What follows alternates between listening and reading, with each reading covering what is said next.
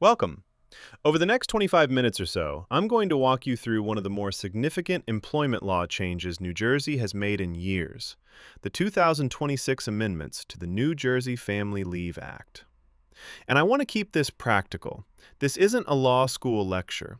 My goal is that when we're done, you'll know exactly what changed, why it lands on your desk, where the real risks are, and the specific steps to take before the deadline.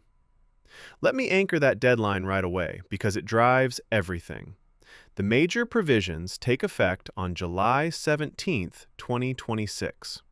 This is not a proposal, and it's not a bill sitting somewhere waiting for a signature. It's law. It was signed on January 17th, 2026, and it's on the books as PL 2025, Chapter 279. I'll also be straight with you about one thing throughout. Most of what we'll cover is settled and clear, but a few pieces, mostly around how the new reinstatement language really works, are still unsettled, and when we get there, I'll flag them rather than pretend we have answers we don't. One quick disclaimer before we start. This is general HR compliance education, not legal advice. So for the close calls, loop in your employment counsel. With that, let's look at the big picture. Here's the entire update on one screen, 4 changes. I'd encourage you to hold these 4 in your head because everything else we talk about hangs off them. First, employer coverage. The threshold drops from 30 employees down to 15. A lot more employers are suddenly in scope. Second, employee eligibility. The old rule was 12 months of service and 1,000 hours. The new rule is 3 months and 250 hours. That's a dramatic drop, and it changes who qualifies. Third, temporary disability insurance and family leave insurance. TDI and FLI now come with new job restoration and anti-retaliation language. Benefits that used to be purely a payroll matter now carry return-to-work implications. And fourth, when an employee is eligible for both earned sick leave and a state benefit, the employee now chooses which to use and in what order. All 4 of these switch on the same day, July 17th, 2026. And again, this is enacted law, not something pending, so the whole job in front of us is to be ready before that date. Let's start with the timeline, because the clock really is the story here. 2 dates matter. The law was approved on January 17, 2026, and its main provisions become effective on July 17, 2026. That's a 6-month runway, and a good chunk of it is already gone. Let me clear up a point of confusion I still hear. As this bill moved through the legislature, earlier versions floated deeper cuts to the coverage threshold, first to 10 employees, then to 5. Those phased reductions were taken out before the final version passed. So if someone tells you the threshold is going to keep dropping, they're working from an old draft.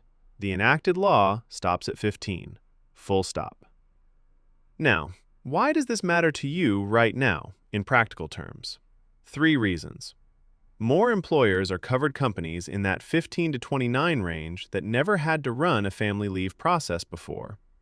More employees are eligible part-timers and recent hires who wouldn't have qualified under the old service requirement. And there are new return-to-work duties tied to those state benefits. So treat July 17th as a hard deadline.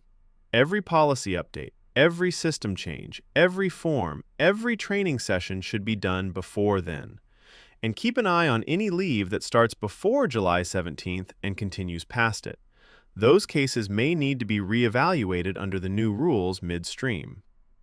Before we get into each change, let's make sure we're all working from the same understanding of what the Family Leave Act really is.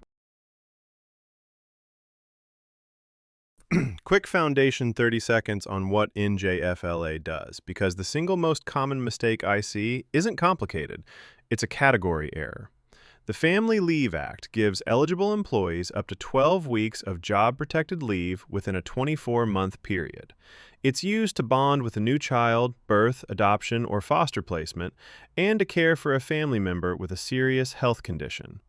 And New Jersey's definition of family member is broad. It reaches well beyond spouse, child, and parent. The leave comes with reinstatement rights and anti-retaliation protection. Here's the line I want you to remember. NJFLA does not cover the employee's own serious health condition. That's the big difference from the federal FMLA. When it's the employee's own medical issue, you're looking at other laws, the FMLA, Temporary Disability Insurance, the Americans with Disabilities Act, the New Jersey Law Against Discrimination, or pregnancy protections.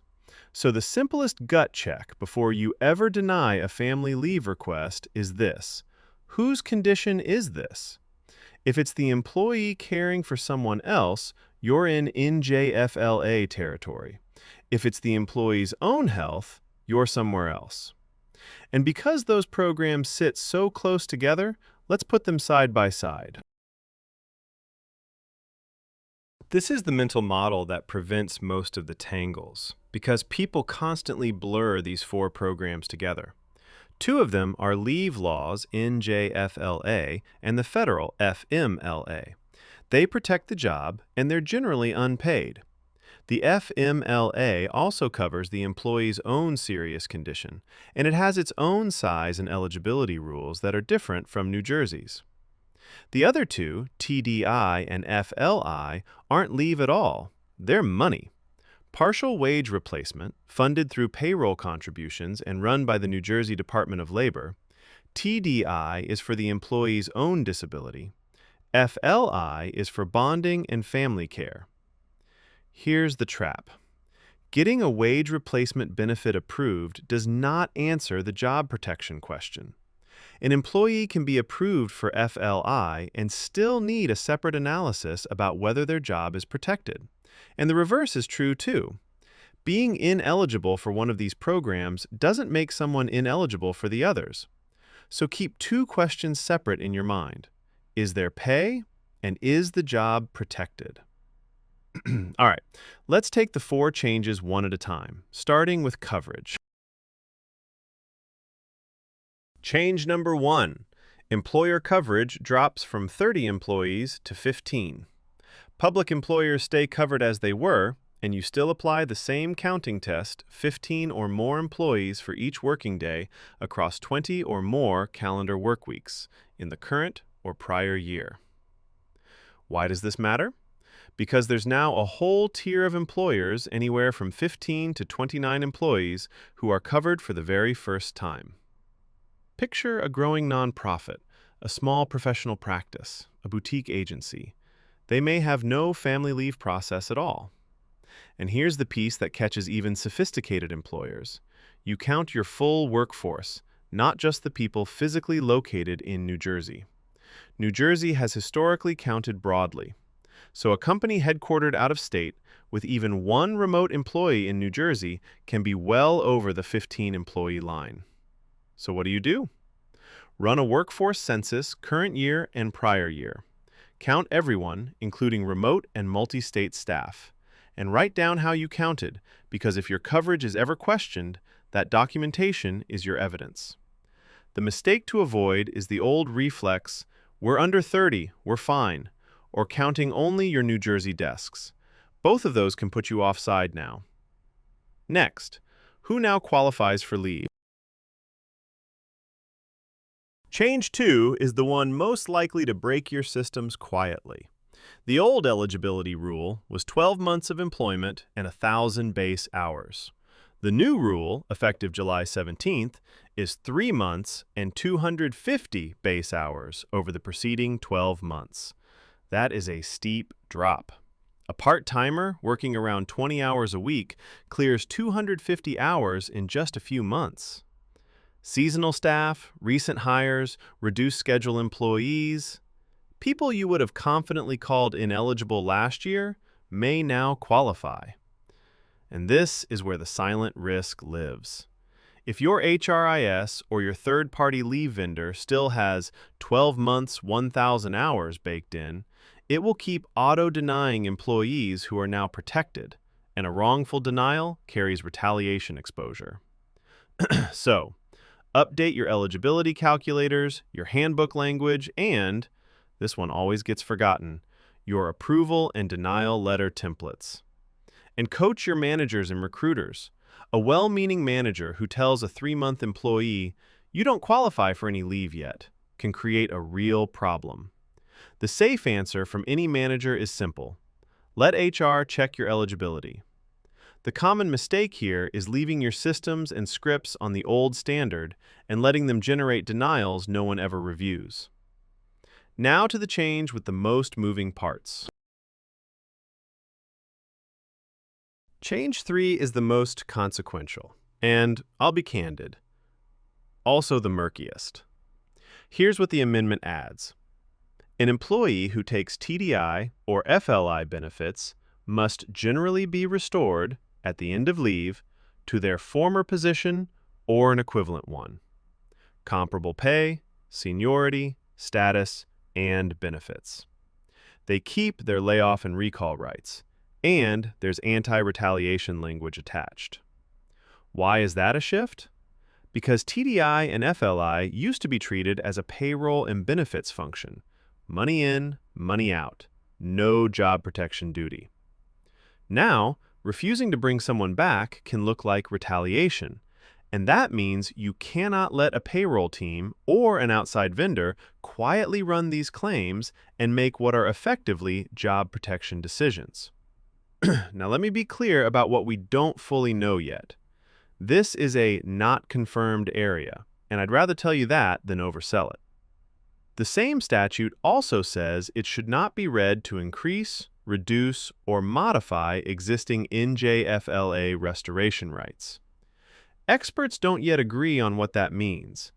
Does it create a brand new benefits-linked job protection right that could even reach employees who aren't NJFLA eligible? Or does it mostly restate protections that already exist? That's unsettled, and it may take formal agency guidance or a court decision to resolve. So, until it's clarified, be conservative. Add every TDI and FLI case to your job protection review. Require HR sign-off before anyone on those benefits is terminated or permanently replaced.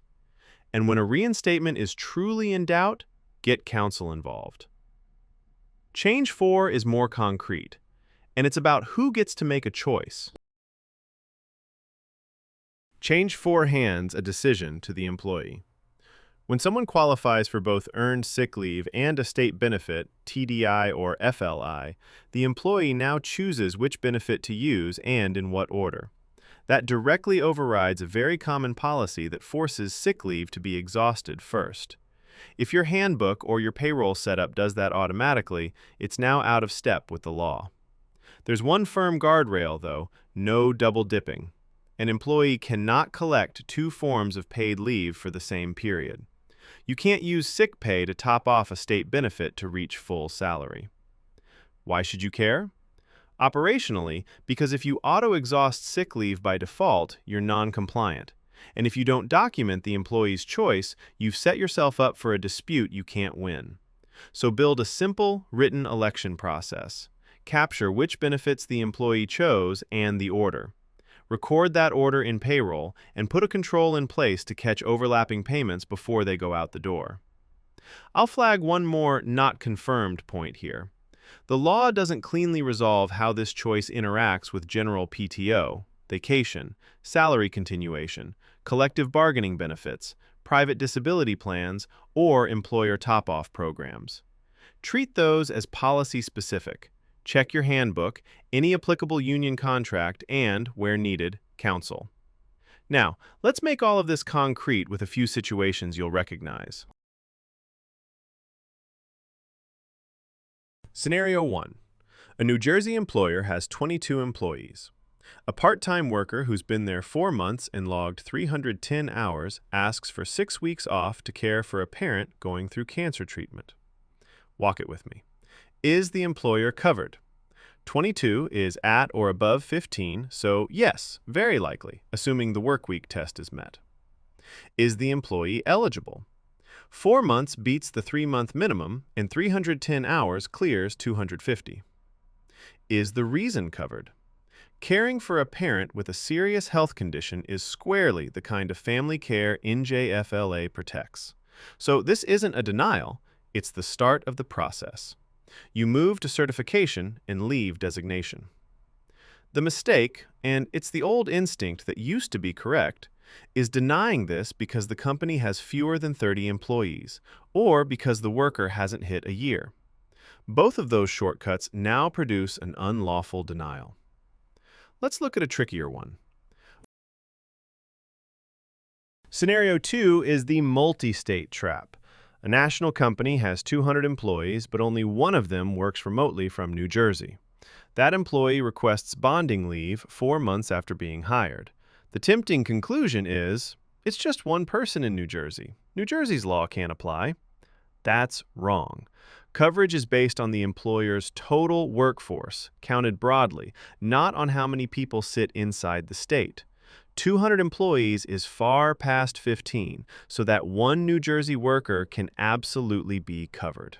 From there, run the individual analysis. 4 months clears the 3-month rule, check the hours, bonding is a qualifying reason, and coordinate the pieces: NJFLA job protection, FLI wage replacement, whether the federal FMLA also applies, and any parental leave policy the company offers. The mistake is dismissing New Jersey rights because your footprint in the state is small. A small footprint doesn't shrink the obligation.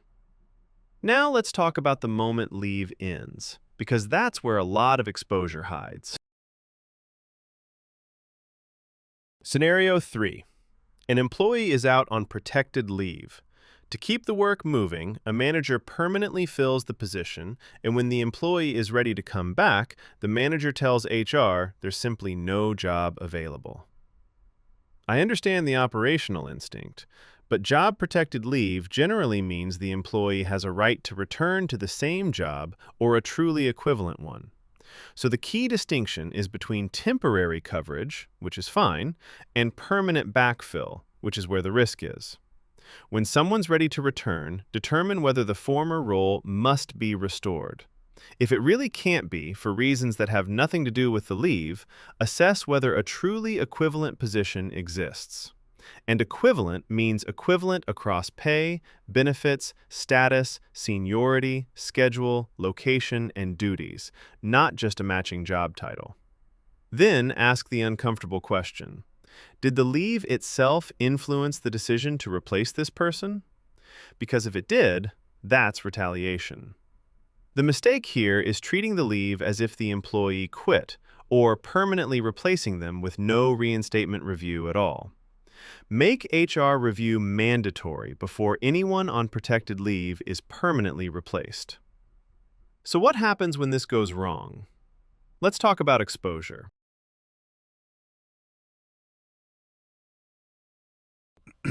Let's talk about what non-compliance can cost. And I'll keep this factual, not alarmist.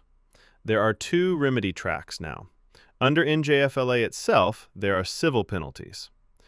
Up to $2,000 for a first offense and up to $5,000 for a second or subsequent offense, plus reinstatement, lost wages and benefits, attorney's fees, and, under the applicable provisions, punitive damages.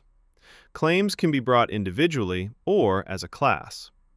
The new TDI and FLI provisions carry their own remedies: civil fines, injunctive relief, reinstatement, restoration of seniority and fringe benefits, back pay and other remuneration, reasonable costs, and attorney's fees. Now, I want to be careful with how we talk about this. Actual exposure depends on the facts, the specific statute, the procedural path, and what a court or agency ultimately finds. Don't assume every misstep triggers the maximum. It doesn't. And here's the practical truth I'll leave you with on risk. The biggest exposure usually isn't the policy on paper. It's inconsistent administration. 2 employees in the same situation, handled differently, that's what a plaintiff's lawyer or an investigator seizes on. So handle like cases alike and document your reasoning every time. Which brings us to the to-do list. Here's your action plan, and I've grouped it 4 ways so nothing slips. Coverage and eligibility. Run that whole workforce census for this year and last, apply the 20-work-week test to find which units are newly covered, and reset your eligibility rule to 3 months and 250 hours. Policies and forms. Update your NJFLA, TDI and FLI, sick leave, and return to work policies. Fix your approval and denial letters, and add a paid leave election form. Systems and payroll. Encode the 15-employee, 3-month, and 250-hour rules into your HRIS and any vendor system. Add duplicate payment controls, and make sure payroll records the employee's chosen benefit order. And training and review. Train your HR team, payroll, managers, and recruiters. Add TDI and FLI cases to your job protection review, and recheck any leave that will continue past July 17th. Treat this like a project with a real deadline, because it is one. Assign owners, set dates, and work backward from mid-July. Let me bring it home. If you remember nothing else, remember these 5 things.